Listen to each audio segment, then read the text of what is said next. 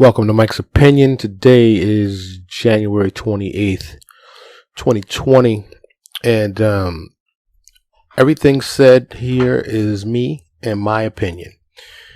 It may come through raw, but ain't nothing I'm saying law. This is all my opinion.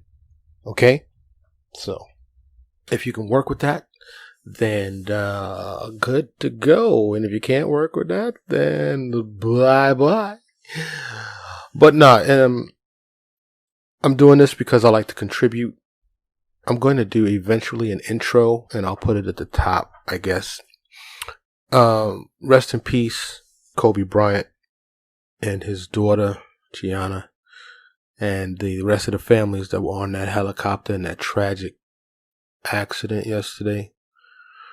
That's going to be another podcast. Today's topic is vaccinations. Are you a vaxxer or are you an anti-vaxxer? Well, I'll tell you my opinion. And I'll tell you right now, I am an anti-vaxxer, though I am vaccinated. Reluctantly, didn't have any say in the matter, and I know my people were trying to do the best things for me.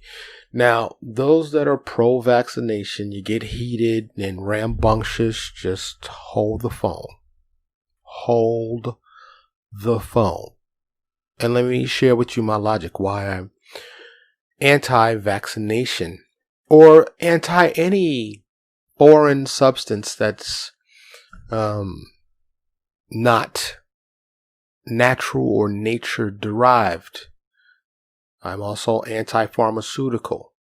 I'm up in the years, long in the tooth.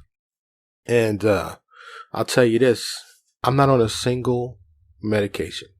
Not one, not even an aspirin, a bufferin. For those who know what bufferin is, I'm not Tylenol, none of it. And haven't been for decades. Never had a flu shot. And I'm healthy. Just had a physical recently. Everything's working well. Feel good. Yeah. So here's the basic thing for me. This is my basic thought process and philosophy. There are many diseases out there, but let's just say measles. Measles is popular. It's in the news. Well, what's most popular now is the coronavirus that seemingly originated in China, has hopped the pond and is in the States now. I think there's up to 5 confirmed cases, 4,500 confirmed cases in China, about a 2.5% mortality or fatality rate in China at this day on January 28th, 2020. Surely it's going to grow. But measles, and let me come back to measles. Just historically, disease. It's real what I'm about to say, but everybody can't live. Everybody can't live. Possibly the planet kills some of us off. And if it's my loved one, it's heartfelt. I get it. But we're all going to die. All of us. Okay? If you embrace that fact, and I'm not saying there's no expeditious route to get there, even though some people do, and that's for another show, suicide show. But I don't want to die anytime soon. Nobody knows when it's coming. We're going to die. Okay, let's just think about that. Let's hold on to that for a second. Back to measles. It is my understanding, and I've done some research over the years, but the basic understanding is if you contract and survive measles, you are naturally vaccinated. You have a permanent and lifelong vaccination and protection from future measles contractions. So, now, for those that have to put their infant into daycare, for the elderly person, and these days, I don't know, 65, I don't think is it. I'm saying 75 maybe and up, 80-ish. For those with compromised immune system, frail or fragile immune systems, if you got a newborn, I understand wanting to do everything you can to protect it, which is exactly why I did not vaccinate my no longer newborn. He's still in the single digits, but he's not a newborn, but he has not had a single vaccination. Oh, hold on. He did. Before I can get to him in the hospital, they gave him Hep A or Hep 1, I believe. And they also put this stuff in his eyes. And then I stopped anything else. And I love my child. I want to protect him. I want him to live a full, happy, fulfilling life. I do not, on any vaccination schedule, want to bombard his system with foreign substances. For one, I don't know how they're concocted. I don't know from what they're derived from. My understanding is that they can contain all kind of foreign substances. And as long as a human is involved, even a computer or machine is involved, there can be mistakes. I would rather suffer with him in the bed, putting a cloth on him, sadly and torturously watch him suffer for, 5 to 10 days, whatever the period, not incubation, but the duration of a measles outbreak. I believe it makes him stronger. I believe that, if I understand correctly, that he will no longer have to worry about the measles. And at the very least, that particular strain. So instead of injecting him with something someone told me was safe, I'd rather let nature take its course. And that's the basic idea, the basic thought process that I have. And it goes with any pharmaceuticals. Now, when you think about something like that, right, you can go the full spectrum from food to, medicines, anything that is consumed, via the mouth, the eyes, the ears, injected. Hell, even a suppository, something you put in your butt. Anything that goes inside of your body. You look at a can of soda. Cans are not transparent. They're usually made of tin or aluminum. And you have no idea what's in it. You pop the top and you drink it, assuming that there's not a roach or an ant or something else in there. I think there was a fast food chain that they had a problem with fingers being found in chili. We've all probably found a hair in our food, whether it be in a restaurant or elsewhere. Our body is a wonderful, wonderful thing. It's a dynamic, complete system. And the diseases that present themselves and have currently and throughout history, I don't know for sure. Some of them are nature-made, some of them are perverse, some of them are man-made, but we have survived as a species, as humans on planet Earth. In fact, I dare say we've thrived above bubonic plague, the Black Plague, scarlet fever, measles, mumps, rubella, the MMR shot, that's what it stands for, measles, mumps, and rubella. I myself have had the chicken pox. Maybe twice, and I say that because I thought I had it already, and I'm embracing my my younger daughter. She's older now, but I have a young kid and an older kid. And I'm hugging her and kissing her, thinking I had already had it. Man, I had that chicken pox everywhere. And when I say chicken pox were everywhere, I literally mean everywhere. And I won't elaborate. I'll just say everywhere. You know what that means. So, and I scratch, and I still have marks on my face, a couple of pock marks on my face. It was just insanely hard to resist scratching. But guess what? I'm here. It was miserable, but I'm here. And I know for certain now that I've had the chicken pox. I thought I had it as a kid.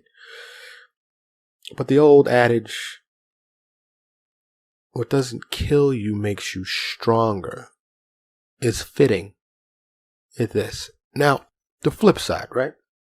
The vaxxers, the pro-vaccination people, let's protect people by injecting everybody with this so nobody will have it. Supposedly we had eradicated polio and measles, but it's made a comeback. And so the people that are pro-vaccinations, I think, and again, I've said this in previous episodes, I digress a lot from talking too fast. Maybe you're listening slow. I heard that on a rap song one day. But anyway, I don't know. It's really hard sometimes to convey the things and to change someone's mind, to get people to understand, and these vaccination people, if everybody gets vaccinated, we won't have to worry about it. And I say, if everybody doesn't get vaccinated, we'll thin out the weak. And sadly, I'm not cruel. I'm not insensitive. I want no one's kid to die. But if nobody died, we'd run out of resources on this planet. Water, food, air, clean air. There's such a thing as overpopulation. It's my understanding there's somewhere between 6 and 9 billion people on the planet right now. There's a lot of people suffering out there. A lot of human beings without shelter, without food, without clean water. I think that could be solved, really. But anyway, yet again, another episode. The pro-vaxxers say that the anti-vaxxers are being irresponsible. How dare you? My thing has always been, if you're vaccinated, if your child is vaccinated, then what are you worried about my unvaccinated child for? He's or she is going to be the one that contracts it, right? Your child's vaccinated. What's your problem? Why you tripping? So, I really wanted to do a show on vaccinations. Now, you can look up all the stats. Go to the CDC website. I don't know, WebMD, and I'm not a sponsor. I'm not getting any money for saying, WebMD, CDC, or any of the other resources that you have to obtain statistical information regarding diseases. But I wish nature and logic were prevalent. But I think, no.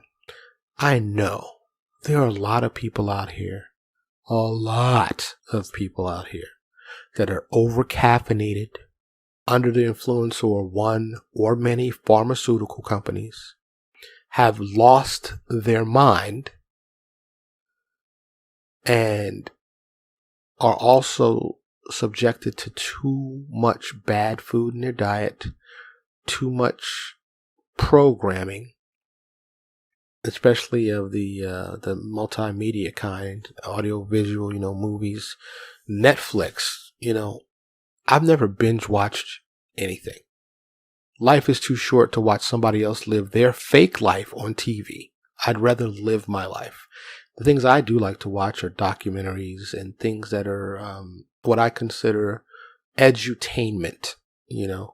Rap group BDP said that once. Edutainment. Shout out to KRS-One and them. I wish logic would be applied. But I'm a dreamer, right? I like to think positive. I still think we could obtain utopia, maybe in 1,000 years if we can survive. But there's all natural, crimeless societies where everybody's healthy and happy. Imagine that if the news had no bad news to report. But something's wrong with us humans. We've been addicted to the drama. Something's wrong with us fundamentally. People think it's boring to be happy and healthy. And I'm not talking about like through material things, because a lot of people think they have to keep chasing that carrot. Anyway, I digress. If you can obtain a disease, a survivable disease, and then you are no longer susceptible to that disease, regardless when or how exposed, to me, that is nature's vaccination. That is natural vaccination, is it not? Now, once again, for me, my child didn't have to go to daycare. I was fortunate enough, and still am, that we had the resources that, wifey and I are home with each other every day, all day, and have been since the birth of my single-digit child. He's single-digit. Now, my first child, who has children of her own, and we disagree on this, by the way. Yes, my own grown child has vaccinated her kids. And they're young, like under the age of 2. But she, lives that 9-to-5 life, her and her husband. So that, she got 6 weeks at the crib, and then she's got to go drop her kids off so she can go back to work. And I think that's horrendous, even though I did it with her and I vaccinated her. But we're talking over 30 years ago when I was none the wiser. I was in my early 20s, just didn't know, as they say, my ass from my elbow. I didn't start thinking logically until my 30s, mid 30s. And everything changed for me. It was like something flipped a switch, like I ate a carrot or something, and boom. I just started thinking. If people just think, take the fervor and the emotion out of it, be Spock. Be Spock. Think like Spock, okay? Let's think this thing through logically, okay? I think it's been well proven that pharmaceutical companies are for-profit corporations. And they recorded stellar profits. There's been price gouging, price manipulation. I think this is well documented. This isn't speculation on my point. So if you have an entity, a company, a corporation that is in the business of profiting, wouldn't you think, and with as much profit as they've made, they can lobby, they can spend money on lobbyists, they can spend money to influence. Now, I'm not going to say they're as treacherous or scandalous or devious as they've created the disease so they can profit off of the cure. That would be outlandish, right? Yeah. I have no proof of that, so I don't know. Is it possible? Of course it is. This is Earth. What's not possible when it comes to human beings and greed? But some say that the pharmaceutical companies are in cahoots with governments and food producing companies. They say if you go to the grocery store, if you stay on the outer perimeter, don't go into the aisles where the canned and the things with like 20-year shelf life are sitting that are filled with preservatives and additives. And I'm not going to front. I was vegan. Emphasis on the word was, because I am human and I eat my cheeseburger every once in a while. But I do eat a lot of salad and a lot of vegetables. And I try to stay away from a can or a box or a package of something if I can. And I do a pretty good job. Maybe that's why I'm healthy. Drink a lot of water. Don't drink soda. Don't drink coffee. And I was actually on a raw food diet for a while. There used to be this restaurant. It was a raw food restaurant, and the best pizza that I've had in my life was a raw food pizza. And you're like, what's a raw food pizza? For those that don't know, the crust was made out of cashews that they soaked, made it malleable and formable, and that was the crust. And there was fresh tomatoes and spinach. Oh man, this pizza, you can't see my fingers, but quote unquote pizza was delightful and delicious. And if you think back, and I'm in the process of doing a book, and it may already be out there, but I'm writing a book. I don't know if I'm going to name it, but I was going to name it The Caveman Diet. So if you go back to natural man and woman, don't trip. I know females is hot right now. It's all about the female. Woo! Another podcast. Anyway, not anti-female, by the way. But caveman, didn't have a grocery store, didn't have a refrigerator. So it is my understanding, and once again, logic applied, that if we were cave dwellers, or even if we, got to a point where we build residences of some sort, some hut, if you killed an animal, you might have learned how to preserve it in salt, maybe a day or two. I don't know. But for the most part, no, because once the flies get it, it's a wrap. It's over. So, wasn't a lot of meat getting consumed. For one, you had to catch it. And you ever tried to hunt something? I'm not a hunter. Let stuff live. But, on Earth, you got to kill to eat. And plants are alive. Okay? They are alive. And so I don't care even if you're a vegan. You have to kill that plant to eat. You have to kill animals to eat. And a lot of people have grown up with supermarkets and the convenience of readily available. Here in America, that's an understatement. Readily available.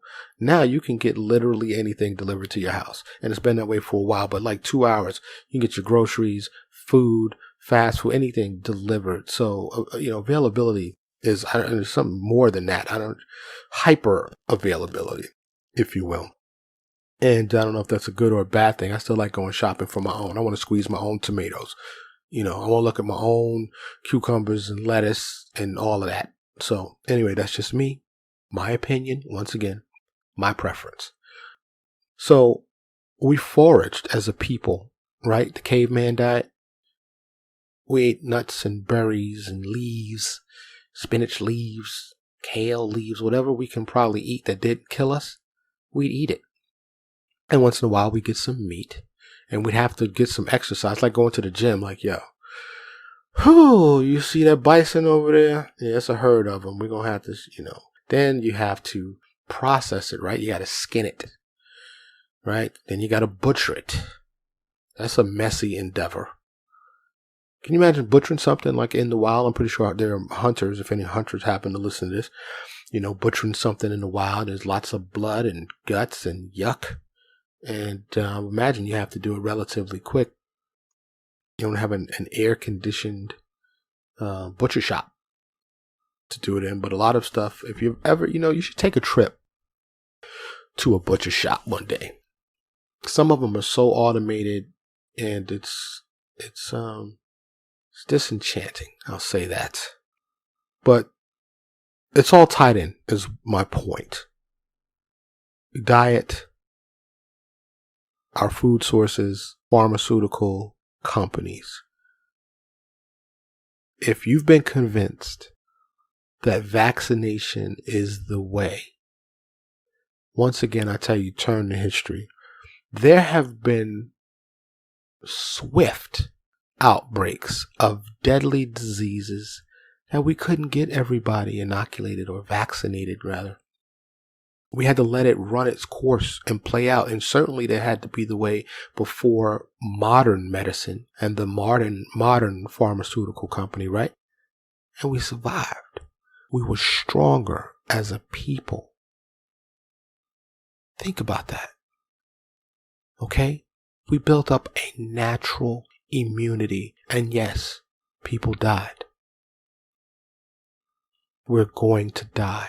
People die every day. I started out the beginning of this podcast, 41 years old, rich, accomplished, successful. I never met him, but seemingly a wonderful person, multilingual, and he was black. I'm black. I don't know if you know that, but I don't think race should matter yet. Another podcast. But Kobe Bryant, you'll never know when you're going to go. Took a helicopter ride, and God, rest in peace. Still sinking in for me, really. Like I said, I didn't know him. I'm not a fan guy kind of dude, but he's just another human. I care about human beings.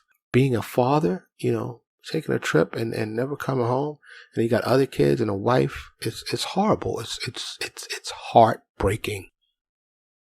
It's heartbreaking.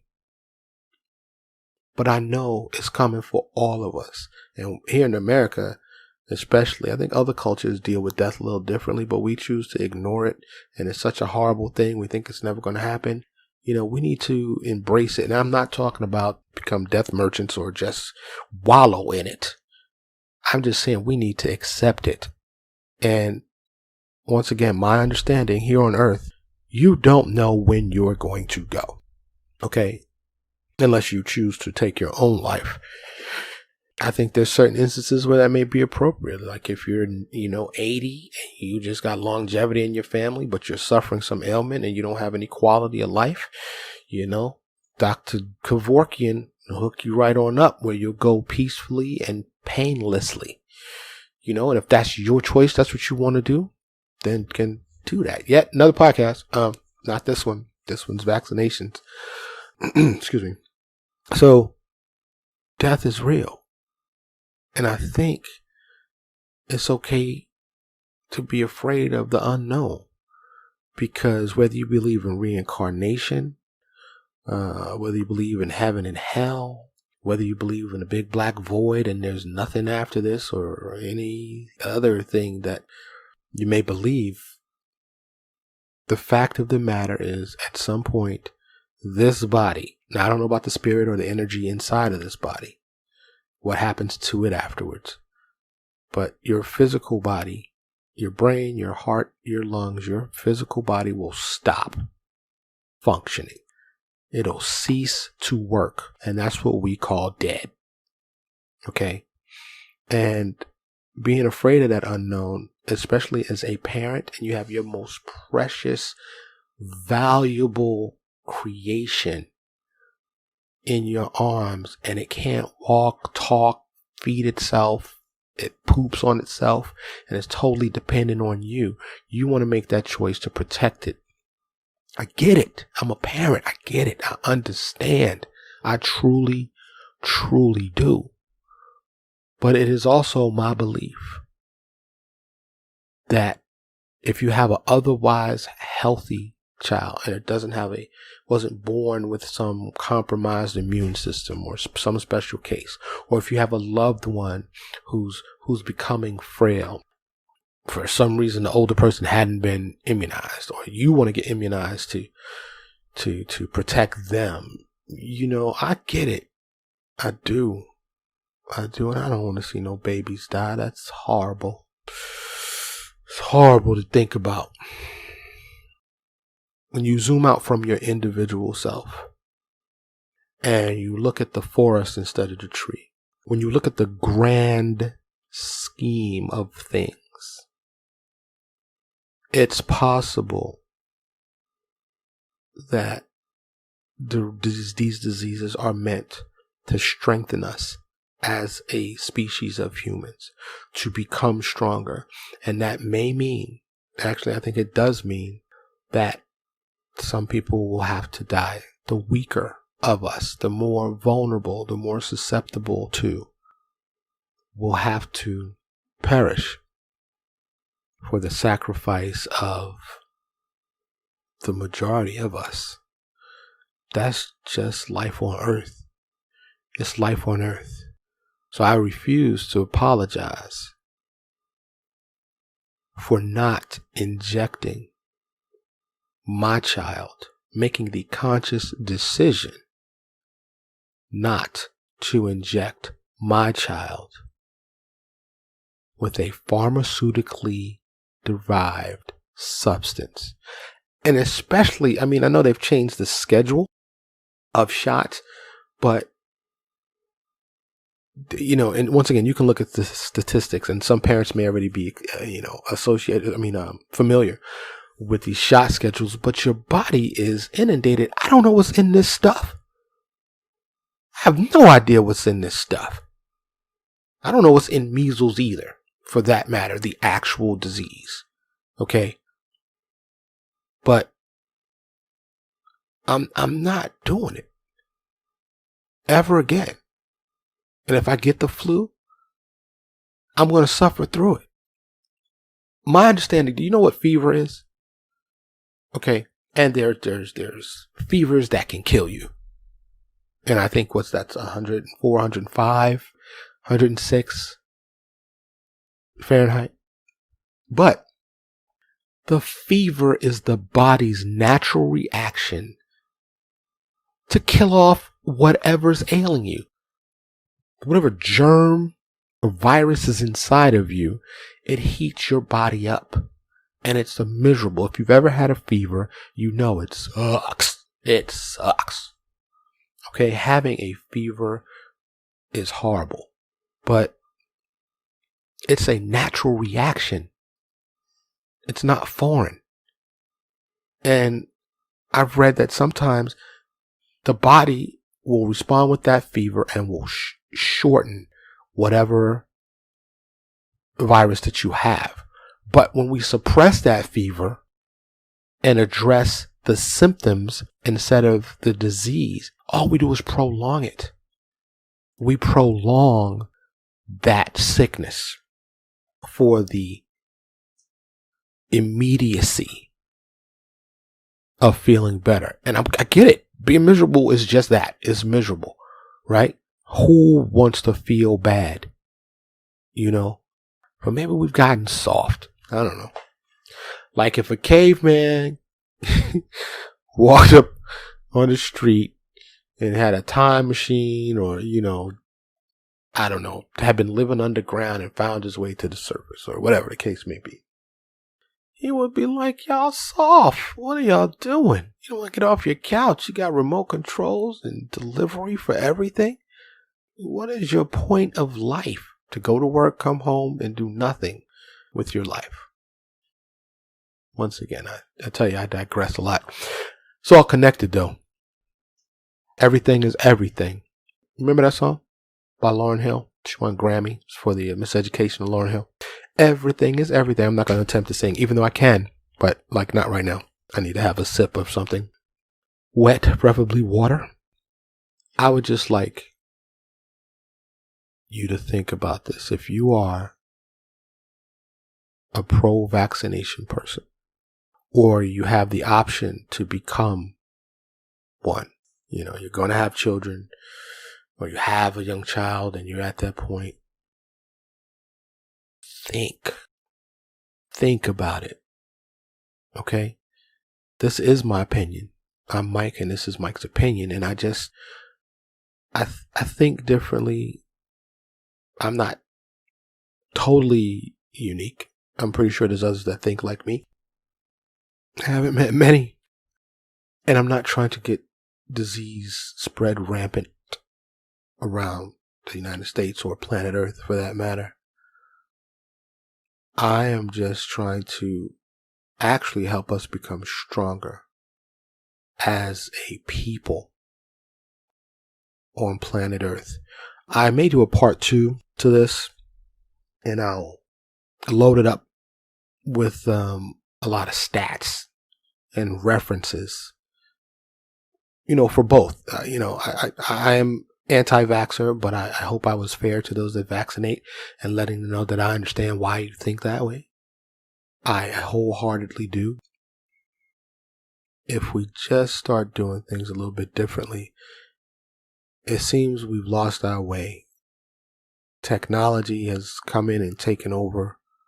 Everybody's got a phone or iPad, or not iPad, or a tablet rather. I'm not just going to go against Apple, just tablets. We want everything now. This internet that we have, it's all good and all bad. Personally, I'd like to see us all live in caves, little villages, loincloths, dirt floors, no electricity, one with the earth. I know. But imagine trying to do that right now. It just takes money. You got to buy the land. Where are you going to find the land? Right? Yeah. Anyway, love yourself, love somebody. This is Mike, and this is Mike's opinion. Have a good one.